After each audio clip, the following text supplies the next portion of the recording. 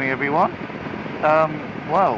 In case any of you have seen any of my other videos, you know that I was on a Yamaha Tricity, and I took a Peugeot Metropolis out for them, and I've bought it. I put my money where my mouth is. I said at the time that it had got to the top of the list as far as I was concerned, for reasons which I do outline in that video, but I will go over them in a few videos. I've had it for nearly week and a half now, just over, and I still intend to post a few more videos on the Yamaha Tricity that I was riding. I've basically got a whole load of videos that I've shot. I need to edit them down a little bit. I'm still new to this vlogging thing, so I've kind of approached it in a slightly Heath Robinson way in terms of the equipment and how I'm miking it up and everything. And I was recording the sound separately, which ultimately I know sounds better potentially, but it just makes it more of a faff actually getting the things out. So I decided yesterday to take a drill to my Sony action cam case and drill a hole in so that I could just plug my mic straight in, which is what I'm doing at the moment. So this is still very much experimental in terms of the sound, etc. So I'm taking a different route in this morning, actually, which is a little bit more how my route's going to be once I move. Now that's basically the reason why I chopped in the Yamaha to buy the Metropolis, because my commute's going to go from about 15 miles each way to 23, 24 miles, and I just felt that I'd be ragging the Yamaha somewhat, and it just, I absolutely love that bike, by the way.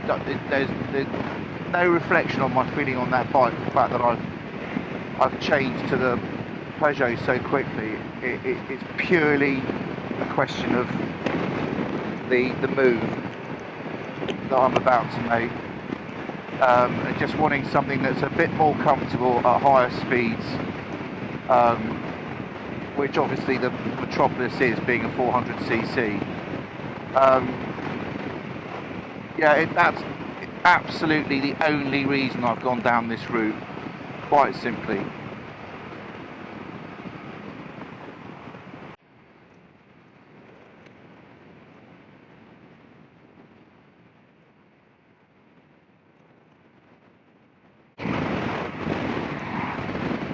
So why did I choose the Peugeot Metropolis instead of carrying on riding on the Yamaha Tricity? So, as I've said before, I think the Yamaha Tricity, as a starter bike, or as a bike that you just want to jump on, get around on, not worry about just ride, commute on, brilliant. Round town, a little bit of extra urban, absolutely brilliant. Totally stable, really. It's a three-wheeler, but I mean, I've got to put this out here, I haven't ridden bikes for very long. I've been a cyclist for years, I've been a motorist for 30 years, well, say 28 years. So I'm not a riding expert, but for me, I truly, honestly believe that the third, you don't notice the third wheel at all. You totally don't realise that you've got a third wheel there. Which I would say with the bigger ones is a different story. I mean, there's no way that that this Metropolis isn't a three-wheeler. You definitely feel that there's a three-wheeler. I mean, I don't know. That's obviously to do with the spacing of the wheels, because the Yamaha Tricity, the wheels are close together, otherwise you'd be able to drive it on a car license as well. But the handling of that bike, the manoeuvrability, the kind of whippability of it in and around town is brilliant, and I will do a few pieces on that. I've got some illustrative videos of that to show.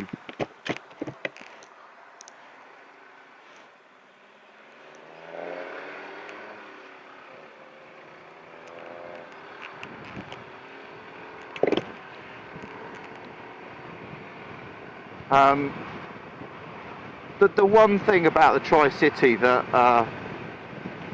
I was struggling with was its top speed. And I mean, look, the bottom line is it's a 125, and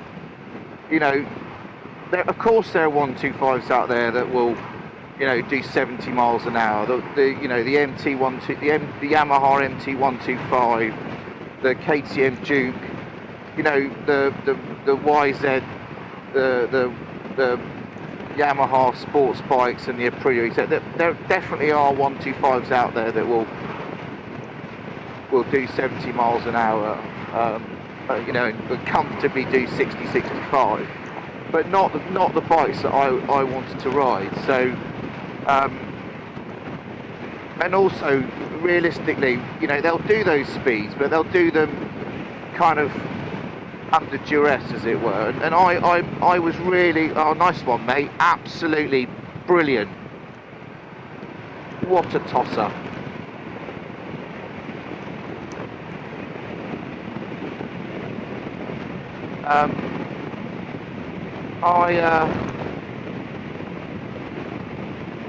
I just wanted something that was going to be comfortable doing between 60 and 70. I mean, I don't envisage doing a huge amount of motorway miles or that long distance riding, but the commute, as you can see, that I'm going to be doing is going to be a lot of roads like this where getting up to speed and staying at speed is going to be important. So it just made sense to me, when I discussed the move further away, which is going to be better for my wife and daughter in terms of closer to where they go to school. I said, look, we're going to have to look at factoring the cost of a new bike, because I don't really want to be doing it on the Yamaha. I do think the Yamaha would be capable of doing that, absolutely. But the other thing with the Yamaha is it would be, I'd be taking it in for a service every 3 months, and probably ultimately the cost isn't that much difference, because obviously servicing on a smaller bike is cheaper, but it's just the hassle factor of that, etc. So yeah, hence looking at this, and I absolutely, honestly, was really torn between getting out there and doing my full bike license, and I still really totally intend on doing that. It's just that timing wise with my job, because it's a fairly new job and I'm pretty well busy all the time, I just thought I'm going to be putting an undue amount of pressure on myself to try and get all that done, and just the obvious conclusion was to get a bigger three-wheeler, and for me that was really ultimately only ever going to end up being either the Peugeot MP3 500, although I did test ride the Yorban, or this Peugeot. I had a look at the Quadro 350, but they haven't got their distribution sorted out, so I'm not interested. And in actual fact, as far as the Peugeots are concerned, there wasn't actually a dealer in Bristol when I started looking, and it was almost a bit of a deal breaker for me. But big up to Down End Scooters for taking it on. They've got 2 shops. They're taking it on through their White Ladies branch, I think. That was one of the factors that swayed it for me, because otherwise my nearest dealer would have been Salisbury, which would have been manageable, but to be honest, it would have been a bit of a ball ache. So yeah, that's the reason. Why did I go for the Peugeot over the Piaggio 500. Well, if anyone's watched my demo ride on the Peugeot, there are a few things that I've mentioned in there. I mean, it really boiled down to some key factors. First and foremost, absolutely first and foremost, was that when I sat on the 500, MP3 500, I could touch the ground, but it was very much a kind of shuffle forward a bit, toes. If I shuffle right to the edge, I can get my feet down. And I really, really was conscious of the weight of it and the topple factability of it. And yes, I know it's got the dynamic balance or the locking system, etc. And yes, it's very useful and handy. But I don't subscribe to the whole rolling up to stop, locking it, and it's just not me. I want feet down at the lights. Obviously, I can totally see in the winter if I've got the skirt on that that could be a really handy factor, etc. But I'm totally subscribing to the feet on the floor. And to be honest with you, using this Peugeot, I haven't used the dynamic balance apart from when I'm starting her up in the morning, getting her warmed up, or when I'm moving her around as an aid for moving her around. I don't use it at lights, etc. Don't need to get both my feet down totally comfortably.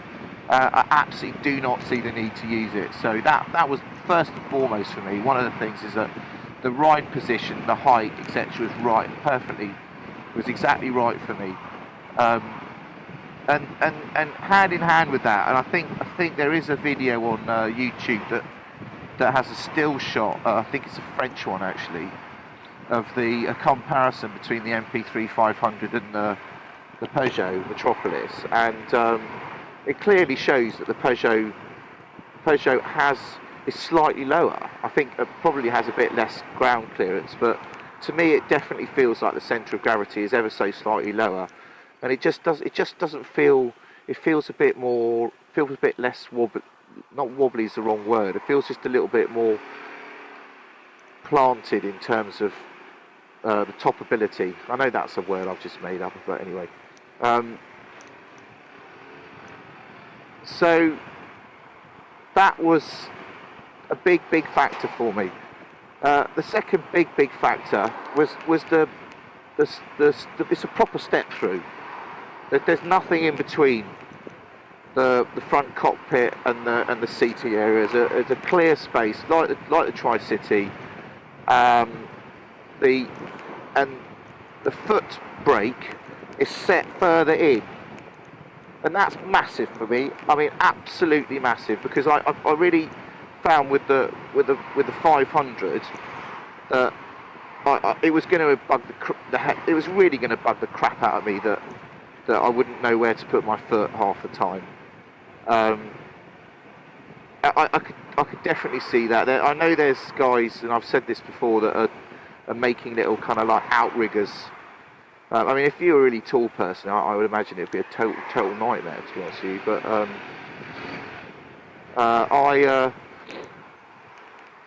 yeah. So plus, you could get shopping in there in between your feet. Etc. Bags, whatever. For me, that was quite a biggie, and a good plus for Peugeot on that design.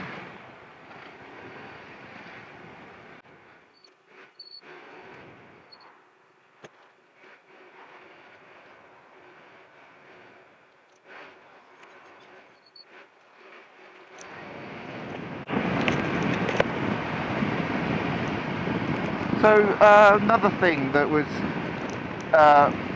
you can change wing mirrors, etc. I don't care, but I'll tell you something. The wing mirrors on this bike are absolutely brilliant. I mean, they are way better than any bike that I've tried, and I've only tried about 3 or 4, but they look like car mirrors. I mean, I wouldn't be surprised if they are. I wouldn't be surprised if they come off a car. It's made by Peugeot after all.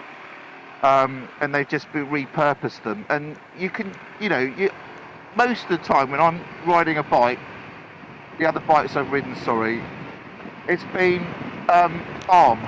You just see a load of arm and maybe a little bit of car behind or what's going on.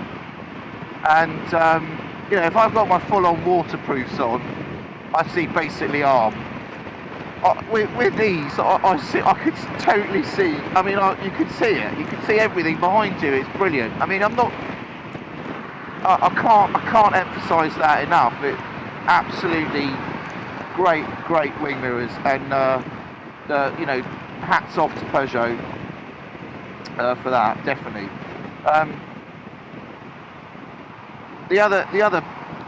Another sort of fairly big factor, I'd say, in the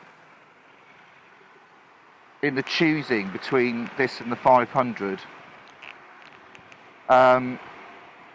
was the way it handled at lower revs. I just felt, and I know that you can change like the variators and the pulleys and stuff like that on the 500 to make it a bit smoother, but I just felt that with the 500, it just felt a little bit just not quite right at the low. Not the word right is not, but it's just a bit clunky at the lower revs. And yeah, sure, the Peugeot's not it's still a single cylinder engine, and I'm not going to tell you it's totally smooth, but it just feels smoother at the lower revs and easier to control. So I think that might have been the case from what I read, and this is very much from what I read. That might have been the case with the 400, the MP3 400, which seems to be, from what I gather, like everybody's favourite version of the Piaggio. Really don't know why they didn't carry on with that model. Interestingly, Peugeot kind of come in with that sort of slot, haven't they? So